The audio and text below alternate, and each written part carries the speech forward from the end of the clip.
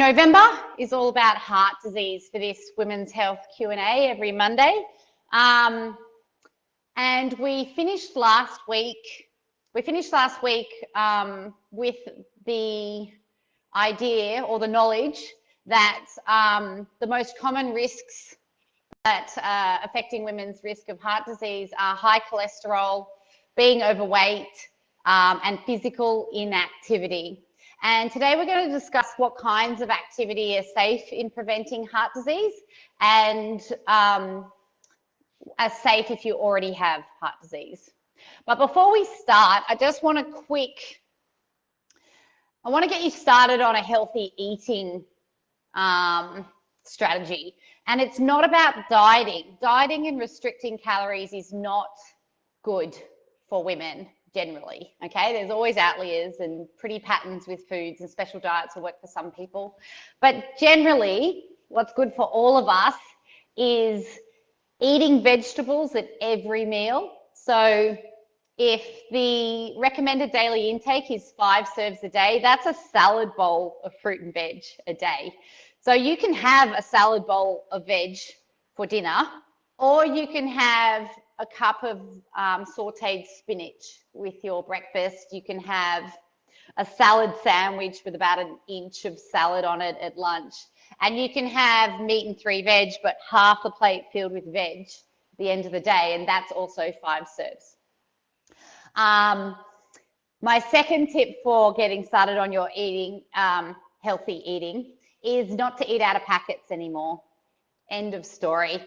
As soon as it gets put in a packet, it's got extra salt or extra sugar or preservatives, but that's kind of irrelevant for a heart disease discussion. But the salt and the sugar especially do contribute to health problems, including cholesterol and heart disease. So let's stop eating out of packets. Get your bread from a bakery, your meat from a butcher, and choose cuts that aren't processed, like a slab of steak versus sausages, a whole chicken versus rissoles, okay? So vegetables at every meal and starting to integrate whole foods, which bread is arguable, but as original as possible foods into your diet. Now, if you want to prevent heart disease, you've got to start with this protocol from today, okay? So the protocol is cardio first, 3 to 5 times a week, 30 minutes each time. That's the minimum requirement. So if you're not doing that, you need to build up to that now. Moderate intensity is best bang for buck. Moderate intensity will give us fitness and health results without putting us at a higher risk of injury or cardiac event. Moderate means you're puffed and breathless, but you can still hold a conversation. It's like brisk walking compared to running. The brisk walking is the safest form of exercise to start with, and I'm going to give you some examples over here in a minute. If you already have heart disease, that protocol is safe, but get medical clearance first and avoid extreme conditions like super hot or super cold, because those conditions place an added strain on your heart. Now, we're going to do 4 exercises today, which will be a moderate intensity depending on pace, but you can also just walk. And also because of the sound, I'm just going to count to 20 when I do them. I'm not going to put the machine on because then you can't hear me as well.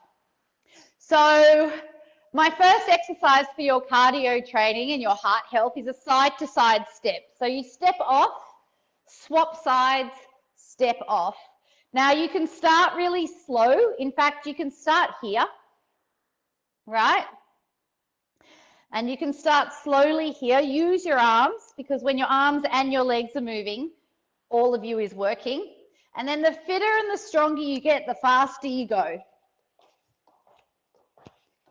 Okay, just keep in mind if you jump, that moment you're in the air, you're not getting a lot of vibration, and we want the bone density and the muscle response from the vibration as well. Your second exercise is just a step up, right? because these are kind of important to be able to do. You can hear I'm puffing already. So again, you can do them slowly, okay? If you want to make it a bit harder on the muscles, you leave your foot there. And this means we get more vibration too. So in addition to the huffy puffy, we're also getting a muscle burn down our leg. And we're also getting like bone density balance on the plate through the vibration. The third exercise is a burpee. So we start by just stepping out. You can do a push-up if you want to. And then we step up. Step out into a push-up. And then we step up. And this obviously turns into quite an aerobic exercise. Those big burpees that I just demonstrated, they would be vigorous exercise. So you might do 1 or 2 if you're fit, but get medical clearance if you have heart disease. The last exercise I like to call 1, 2, 3, stop. And it's the playing with the balance and the tempo that gets your heart rate up. So it's 1, 2, 3, stop. 1, 2, 3, stop. Woo! 1, 2, 3, stop. 1, 2, 3, stop. And you can see how we're getting other benefits as well as a cardiac benefit from those movements. We're getting balance. When the machine moves, we're getting reaction. We're training our reflexes. And anytime you're down and pushing hard on the power plate, you're getting muscle strength, you're getting muscle endurance, you're getting circulation, et cetera, et cetera, et cetera. The benefits are endless.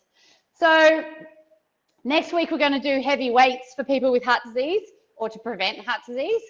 And if you have any questions in the meantime, just comment on this post or send us a private message and we'll endeavour to answer it for you.